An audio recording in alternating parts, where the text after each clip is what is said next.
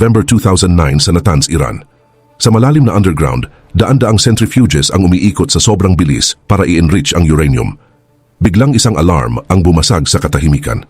Isang machine ang lumampas sa limit nito at pagkatapos ay sumabog. Makalipas ang ilang minuto, may isa pang nasira at sinundan pa ng isa. Nagkaroon ng panic sa control room. Aksidente ba ito o isang act of sabotage? Walang mga komando na pumasok sa bunker. Pero ang nuclear program ng Iran ay inaatake ng isang kaaway na hindi makita. Pero paano mo lalabanan ng isang kaaway na hindi mo man lang nakikita? Pero bago ko simulan, ay hihingi lang sana ako ng isang like at subscribe. Malaking tulong na ito sa aming mga content creator. Salamat po. Sa loob ng maraming taon, unti-unting lumalapit ang Iran sa pagkakaroon ng nuclear capability kahit may sanctions at mga babala. Pagsapit ng kalagitnaan ng 2000, naging sentro ng pangamba ng buong mundo ang enrichment plant nito sa Natanz. Isa itong fortified underground complex na may libu-libong centrifuges na umiikot para i-enrich ang uranium. Para sa Israel, ang pagkakaroon ng nuclear bomb ng Iran ay isang banta sa mismong pag-iral nito. Nangangamba naman ang Amerika na ang isang Iran na may nuclear weapons ay tuluyang makakasira sa balance of power sa Middle East. Noong 2007, pinatunayan ng Israel na posible ang preemptive strikes nang birahin nito ang isang pinaghihinalaang reaktor sa Syria. Pero sa likod ng mga eksena, may iba pang covert tactics na ginagawa, mga sirang equipment na ipinapadala, at maging ang pagtumba sa mga Iranian nuclear scientists. Pero walang nakapagpabagal sa pag-abante ng Tehran. Kumalat ang mga bulungan sa Washington at Tel Aviv. Kailangang mapigilan ang Natanz. Pero paano? Kung ang mga bomba ay maaaring magdulot ng regional war, anong armas ang kayang dumaan sa concrete, anti-air missiles, at matinding secrecy nang hindi man lang malalaman ng Iran kung sino ang umatake? Sa mga lihim na pagpupulong, isang alternatibo ang nagsimulang mabuo. Paano kung sa halip ng mga bomba o missiles, isang series code ang maaaring tahimik na makapasok sa Natanz at sirain ito mula sa loob? Parang science fiction ang ideya, pero isang maliit at elite na team ng hackers at engineers, kasama ang American NSA cyber experts at mga eksperto mula sa Israeli Unit 820, ang nagsimulang gumawa ng isang hindi pa nagagawang digital weapon. Sa unang pagkakataon, ang mga line of code ay ginagawang parang precision-guided munition, isang computer virus na kayang gumawa ng pinsalang parang bomba. Kung magtatagumpay sila, maaari nitong baguhin mismo ang paraan ng pakikipagdigma. Ang goal nito ay makapasok sa control systems ng Natanz facilities at pisikal na sirain ang mga centrifuges ng walang bakas. Ito ang magiging unang kilalang cyber attack na nagdulot ng totoong physical destruction sa ganitong kalaking scale. Noong 2006, personal na inaprubahan ni President George W. Bush ang covert program na tinawag na Olympic Games. Nang maupo si Barack Obama, mas pinabilis pa niya ito. Ipinapakita ng intelligence na mabilis nang papalapit ang Iran sa nuclear capability. Nagsimula ang karera para makagawa ng virus na kayang paralisahin ang pinaka-protected project ng Iran bago maging huli ang lahat. Buong sikap na nagtrabaho ang Joint Cyber Unit dahil alam nilang hindi pwedeng mabigo. Kung hindi gagana ang digital strike na ito, maaaring ang susunod na hakbang ay isang digmaan sa himpapawid. Habang dumarami ang mga linya ng malicious code, tumataas din ang tensyon. Hindi lang technical ang nakataya rito, kundi geopolitical din. Kaya ba talaga ng isang simpleng computer worm na gawin ang hindi nagawa ng maraming taon ng sanctions, sabotage at mga pagbabanta? Ito na kaya ang magic bullet para mapigilan ang isang nuclear crisis? Mapanganib ang plano. Gumawa ng malware worm na sobrang advanced para makapasok sa Natanz nang hindi napapansin at pilitin ang mga centrifuges na sirain ang sarili nila. Para magawa ito, lumampas ang mga coder sa lahat ng nakita na noon. Hinanap nila ang mga lihim na vulnerabilities, mga zero-day exploit na nakatago sa software na nagpapatakbo sa industrial controllers ng Iran. Sa kalaunan, hindi isa, hindi dalawa, kundi 4 na magkakahiwalay na zero-day flaws ang natuklasan nila sa Microsoft Windows systems. Bawat isa ay parang napakahalagang cyber bullet. Halos hindi maisip na pagsama-samahin ang ganito karaming exploits sa iisang sandata maliban na lang kung napakahalaga ng target. Line by line, unti-unting nabuo ang malicious code. Malinaw na agad na hindi ito ordinaryong virus, para itong pinagsamang digital spy. Dadaan ito mula sa isang computer papunta sa iba, mananatiling tahimik hanggang makita nito ang eksaktong target configuration na hinahanap nito at saka biglang aatake. Ang payload nito ay magbibigay ng command para maagaw ang control ng centrifuge controllers. Ang talino ng design nito ay ganito. Padadalhan ng worm ang mga centrifuges ng kakaibang commands. Pabibilisin ang mga ito ng higit sa kanilang design limits at pagkatapos ay biglang pipigilan hanggang ma-stress ang mga ito sa breaking point. Habang ginagawa nito iyon, lolokohin naman nito ang monitoring systems sa pamamagitan ng pagpapakita ng peking normal readings sa mga operators. Para sa mga engineers at sa mga nasa Natanz, magiging normal ang lahat hanggang sa magsimulang magkapira-piraso ang mga centrifuges. Dahil kung nagsisinungaling ang mga gauges, gaano katagal manunood ang mga Iranian engineers habang nasisira mismo ang kanilang mga machines bago nila pag-isipan ang isang imposibleng bagay. Sa disyerto ng Negev, sa isang heavily guarded Israeli lab sa Dimona, nag-setup sila ng mga totoong centrifuges na kapareho ng ginagamit ng Iran na nakuha matapos isuko ng Libya ang nuclear program nito. Isang gabi, nagsimulang umuga at umingay ang isang centrifuge sa loob ng lab. Ibig sabihin, gumagana ang test malware. Sa isang iglap, nagkahiwa-hiwalay mula sa loob ang umiikot na machine. Napasigaw sa tuwa ang mga tao sa loob ng room. Para makasiguro, nilagyan nila ang worm ng safeguards. Magti-trigger lang ito kapag eksaktong natugunan ang mga kondisyon, kabilang ang eksaktong layout ng Natanz, at kalaunan ay kusa rin itong magse-self-terminate pagkatapos ng isang partikular na petsa. Isinaalang-alang nila ang bawat posibleng mangyari. Pagkatapos ng ilang buwang, walang tulog at lihim na collaboration, nasa kamay na nila ang unang tunay na cyber weapon sa mundo, isang piraso ng code na kayang magsagawa ng isang kinetic act of war. Pero walang silbi ang isang sandata kung hindi ito maidi-deploy. Kaya ang tanong, paano nila maipapasok ang digital bomb na ito sa pinaka-secure na facility ng Iran? Ang Natanz ay isang digital fortress na lubusang hiwalay sa internet, isang air-gapped network. Walang computer mula sa labas ang direktang makakapasok dito. Hindi pwedeng basta mag-email ang attackers ng virus o pasukin ito remotely. Kailangan ng malicious code nila ng physical courier para makatawid sa digital moat. At dito pumasok ang simpleng USB flash drive. Noong 2009, may mga engineers at contractors na pumapasok at lumalabas sa Natanz, nagdadala ng software updates, reports at minsan, hindi nila alam pati malware. Maingat na inilagay ang worm sa isang USB stick ng isang insider o ng isang outsider na walang alam na infected pala ang personal laptop niya.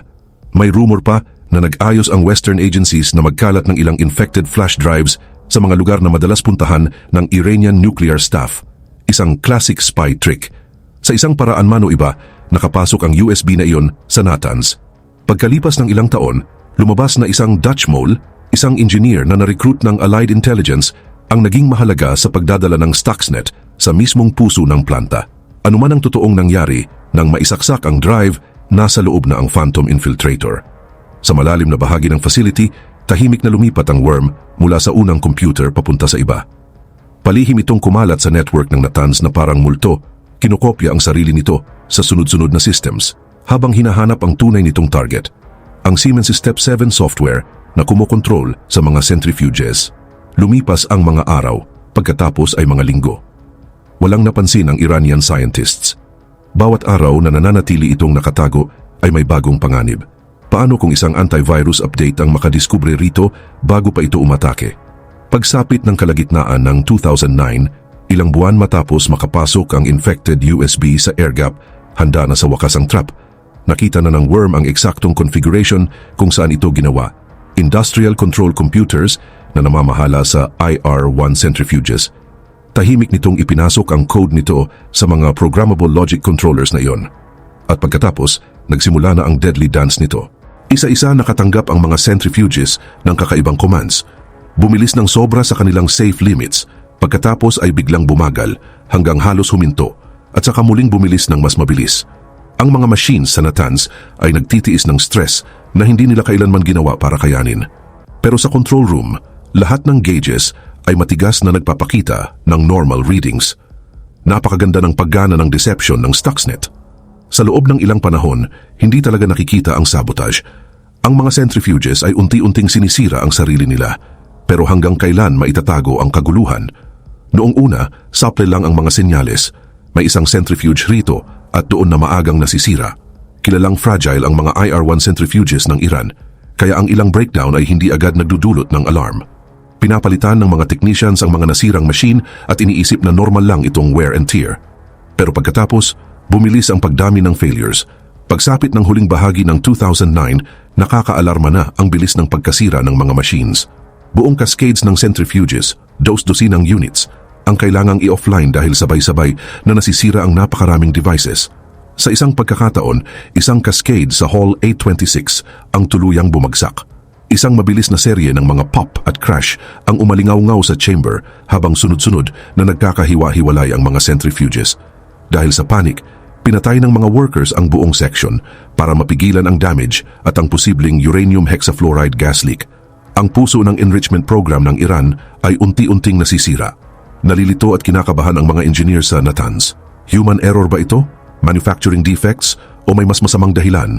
Paulit-ulit nilang chine-check ang kanilang processes, training, at maging ang quality ng mga materials sa loob ng Iranian government. Unti-unting lumalakas ang hinala na may isang uri ng sabotage na nangyayari. Si Ali Akbar Salehi, ang head ng Iran's Atomic Energy Organization, ay kalaunang umamin na isang virus ang umatake sa kanilang nuclear facilities sa panahong iyon. Si President Mahmoud Ahmadinejad mismo ay palihim na umamin na nagtagumpay silang gumawa ng mga problema para sa limitadong bilang ng kanilang centrifuges. Limited, sabi niya, pero sa likod ng mga saradong pinto, mas malaki ang damage kaysa sa inaamin ng Iran sa publiko. Pagsapit ng unang bahagi ng 2010, humigit kumulang 1,000 centrifuges, halos 1/5 ng capacity ng Natanz ang nasira o na-disable. Ilang taon ng nuclear progress ang literal na naging alikabok. Samantala, pinapalitan ng mga technicians ang mga nasirang rotors pero mas mabilis pang nasisira ang mga bago. Sa loob lamang ng ilang buwan, nagawa ng worm na kilala bilang Stuxnet ang bagay na maaaring pangarap lang ng sabotage teams o airstrikes.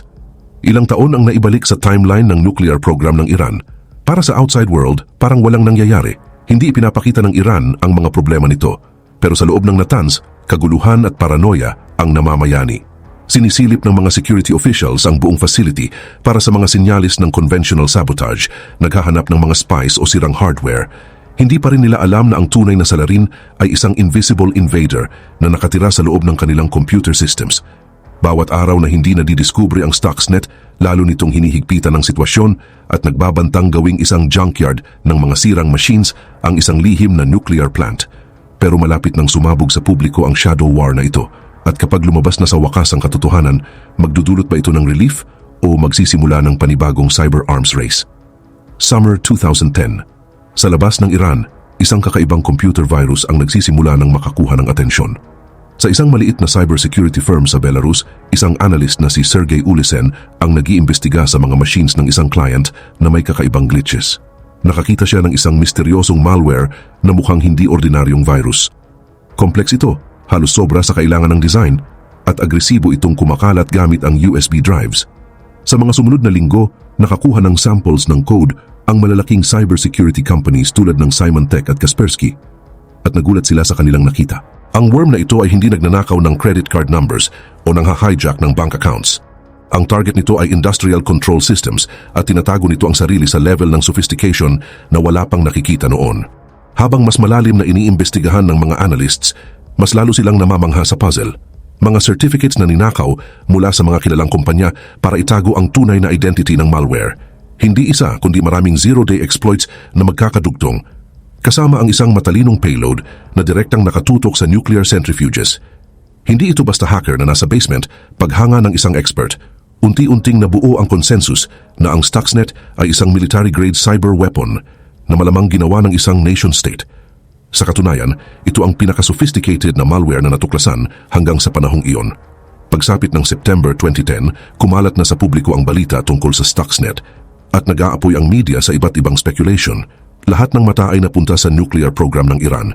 Tahimik na kinumpirma ng Tehran na nilalabanan nila ang isang cyber attack at nakontain na nila ito. Sa likod ng mga eksena, abala ang Iran sa pagtatanggal ng worm mula sa kanilang systems bago pa ito makagawa ng mas malaking damage. Samantala, nananatiling tahimik sa publiko ang Washington at Tel Aviv pero mahirap itago ang katotohanan.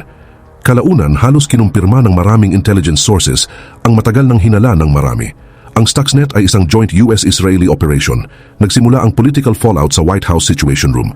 Na-brief si President Obama na nalantad na sa buong mundo ang covert operation. Hindi dapat umabot ng ganun kalayo ang worm, pero isang error ang nagbigay daan para kumalat ito lampas sa Natanz na parang nag-leak ang buong operation. Nag-aalala ang ilang advisors na maaaring magdulot ang exposure na ito ng diplomatic blowback o baka gayahin pa ng mga kalaban ang tactics. Sa buong 2010, tahimik na nakapasok muli sa Natanz ang mga updated versions ng Stuxnet para makuha ang bawat huling posibleng epekto bago ito tuluyang maalis ng Iran. Pagsapit ng pagtatapos ng 2010, nang tuluyan nang maalis ng Iran ang Stuxnet sa kanilang networks, nagawa na ang malaking bahagi ng damage. Nakamit ng attackers sa pamamagitan ng code ang bagay na maaaring kinailangan pa ng mga bomba para magawa.